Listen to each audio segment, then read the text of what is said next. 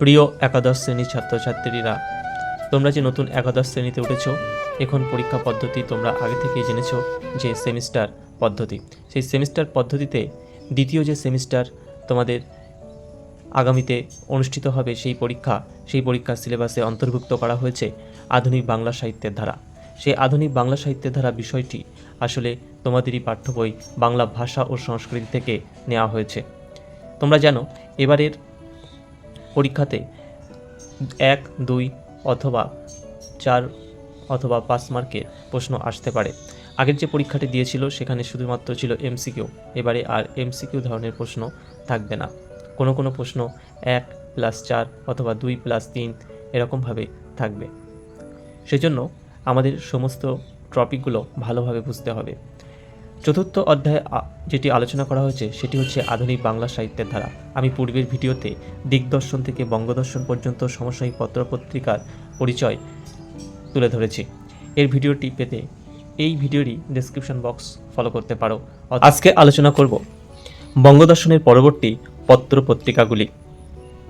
বঙ্গদর্শনে যে সমস্ত পত্রপত্রিকা বিশেষভাবে বাংলা সাহিত্যের বিকাশের ক্ষেত্রে অনেকটা সহযোগিতা করেছিল, সেই সকল পত্রিকার মধ্যে প্রথম বলা যায় ভারতী পত্রিকার কথা। এটি কি পত্রিকা? এটি একটি মাসিক পত্রিকা এবং এটি প্রথম ভারতীয় পত্রিকা।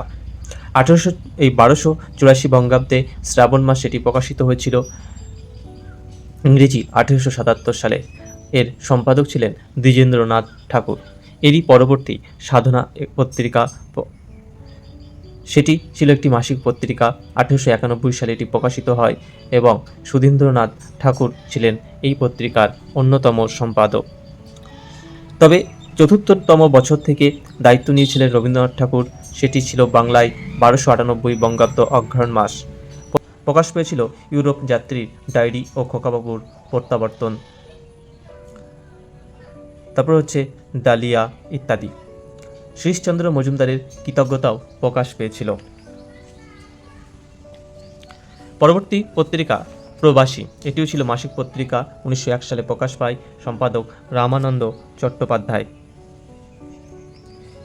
এটি বিংশ শতাব্দীর বাংলাদেশের ছিল অন্যতম একটি শ্রেষ্ঠ পত্রিকা। এখানে রাজনীতি, সমাজনীতি, সঙ্গীত, চিত্রকলা, ভাস্কর্য বিষয় যশস্বী ব্যক্তিবর্গ এই পত্রিকায় লিখতেন। তাদের মধ্যে যদি উল্লেখযোগ্য কয়েকজনের নাম বলতে হয়, তারা হলেন রবীন্দ্রনাথ ঠাকুর, সুনীতি কুমার চট্টোপাধ্যায় প্রমুখ। পরবর্তীতে সম্পাদক দ্বিজেন্দ্রলাল রায়ের সম্পাদনায় ভারতবর্ষ নামে পত্রিকা প্রকাশিত হয়। এটি ছিল সচিত্র মাসিক পত্রিকা। 1913 সালে এটি প্রকাশ পায়। বাংলায় 1320 বঙ্গাব্দে আষাঢ় মাসে। তবে দ্বিজেন্দ্রলালের মৃত্যুর পর দায়িত্ব নিয়েছিলেন জলধর সেন এবং অমূল্যচরণ বিদ্যাভূষণ ছিলেন সহ সম্পাদক। এই পত্রিকাতে প্রকাশ পেয়েছিল বিখ্যাত লেখক শরৎচন্দ্র চট্টোপাধ্যায়ের সেই দেনা পাওনা, বিরাজ বউ, দেবদাস, দত্তা প্রভৃতির মতো বিখ্যাত উপন্যাস। শরৎচন্দ্রের বহু রচনায় প্রকাশিত হয় যমুনা পত্রিকা যথেষ্ট খ্যাতিলাভও করেছিল পরবর্তীতে, সেটা 1913 এবং 1923। সম্পাদনার দায়িত্বে ছিলেন ধীরেন্দ্রনাথ পাল। এই পত্রিকায় প্রকাশ পেয়েছিল সেই শরৎচন্দ্রের রামের সুমতি, চন্দ্রনাথ, পরিণীতা, নিষ্কৃতি, নারীর মূল্য প্রভৃতি। পরবর্তীতে বাংলা সাময়িক পত্রের ইতিহাসে চিত্তরঞ্জন দাশের সম্পাদনায় একটি পত্রিকা প্রকাশিত হয়েছিল, তার নাম ছিল নারায়ণ। এটি মাসিক পত্রিকা। 1914 সালে প্রকাশ পায়। বাংলা সালের দিক থেকে 1321 থেকে 1329 বঙ্গাব্দ পর্যন্ত। এরপর বাংলা সাময়িক পত্রের ইতিহাসে বীরবল অর্থাৎ প্রমোদ চৌধুরীর সম্পাদনায় যে অত্যন্ত উল্লেখযোগ্য পত্রিকাটি প্রকাশ পেয়েছিল তার নাম সবুজপত্র। 1914 সালে এটি প্রকাশ পায়। এই পত্রিকায় যৌবনের বন্দনা, কৃত্রিমতা ও জড়তার বিরুদ্ধে বিদ্রোহ ঘোষিত হয়েছিল। সাধুরীতি ছেড়ে চলিত ভাষা বা মৌখিক ভাষার উপর গুরুত্ব প্রদান এই পত্রিকার একটা উল্লেখযোগ্য বৈশিষ্ট্য ছিল। এই পত্রিকাকে ঘিরে বেশ কয়েকটি লেখা প্রকাশ পেয়েছিল, যেমন সবুজের অভিযান, ঘরে বাইরে, কবিতা, 4 অধ্যায়, হৈমন্তী প্রভৃতি, বা অতুল চন্দ্রগুপ্তের লেখা কাব্য জিজ্ঞাসাও প্রকাশ পেয়েছিল। এই পত্রিকাকে কেন্দ্র করে বহু নতুন লেখক সাহিত্যক্ষেত্রে আবির্ভূত হয়েছিলেন, যাদের নাম যদি বলতে হয় তারা ছিলেন সত্যেন্দ্রনাথ বসু, ধৈর্যটি প্রসাদ মুখোপাধ্যায়, অতুল চন্দ্রগুপ্ত, কিরণ শঙ্কর রায়, সুনীতি কুমার চট্টোপাধ্যায় প্রমুখ। তবে প্রথম বিশ্বযুদ্ধের বছরে এই পত্রিকা প্রকাশের পর বিশ্বযুদ্ধের পরবর্তী ঔপনিবেশিক ভারতবর্ষের যুব মানুষের যখন বঞ্চনা, যখন হতাশা, গ্লানিবোধ ব্যাপ্ত হয়ে আসে, তখন 1923 খ্রিস্টাব্দে গোকুলচন্দ্র নাগ ও দীনেশ রঞ্জন দাসের সম্পাদনায় 1923 সালে এপ্রিল মাসে প্রকাশ পায় কল্লোল নামে পত্রিকাটি। এই পত্রিকার মধ্য দিয়েই তখন সাময়িক পত্রে আধুনিকতার প্রতিধ্বনি শোনা গিয়েছিল। সমস্ত ধরনের বাধাবন্ধের প্রতি বিদ্রোহ প্রতিটি রচনায় তা ঘোষিত হয়েছিল। রবীন্দ্র ভাব আদর্শ থেকে সরে এসে যারা এই পত্রিকায় সাহিত্য রচনা করেছিলেন তারা কে? তারা ছিলেন প্রেমেন্দ্র মিত্র, বুদ্ধদেব বসু, মোহিতলাল মজুমদার, তারাশঙ্কর বন্দ্যোপাধ্যায়, এমনকি বিদ্রোহী কবি কাজী নজরুল ইসলামও পর্যন্ত। তাছাড়া প্রকৃতিপ্রেমিক জীবনানন্দ দাশ, মনীষ ঘটক, অজিত দত্ত প্রমুখ।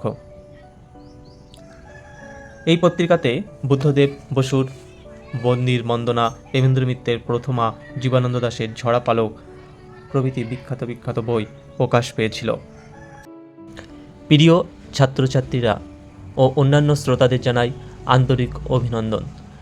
আশা করি চ্যানেলটির সমস্ত আলোচনা তোমাদের বোঝার ক্ষেত্রে অনেকটাই সহযোগিতা করবে। চ্যানেলটিকে সাবস্ক্রাইব করবে এবং ভিডিওগুলি কেমন লাগলো তা লাইক কমেন্ট করবে এবং বন্ধুদেরকে জানানোর জন্য অবশ্যই শেয়ার করবে। পরবর্তী যে পত্রিকার কথা বিশেষভাবে উল্লেখযোগ্য সেটি হলো শনিবারের চিঠি। এটি কিন্তু সাপ্তাহিক পত্রিকা।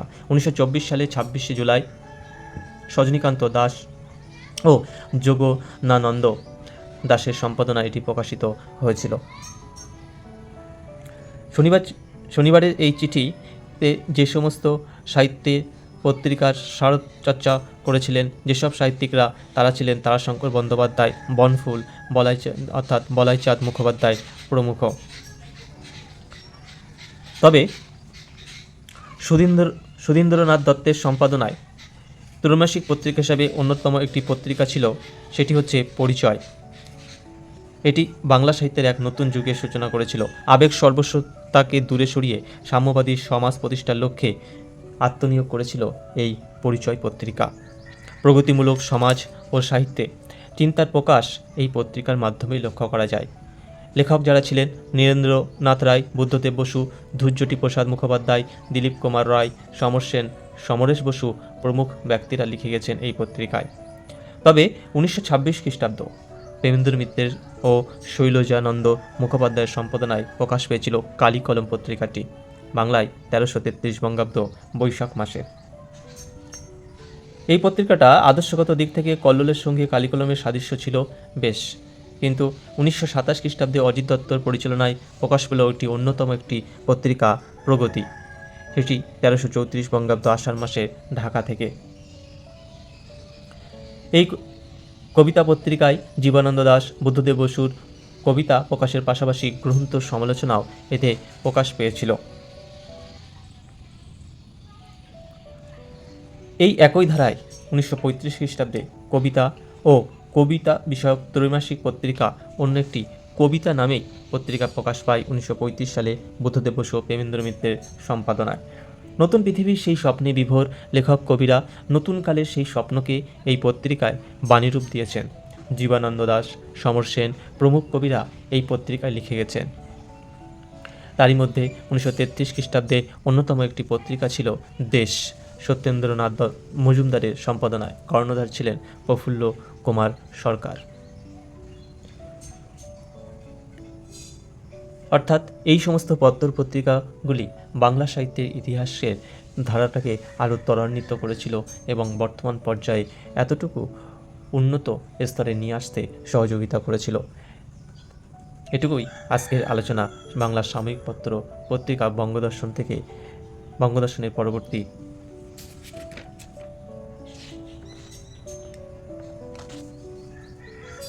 ভারতী পত্রিকা থেকে দেশ পত্রিকা পর্যন্ত। প্রিয় ছাত্রছাত্রীরা, আলোচনাটি কেমন লাগলো?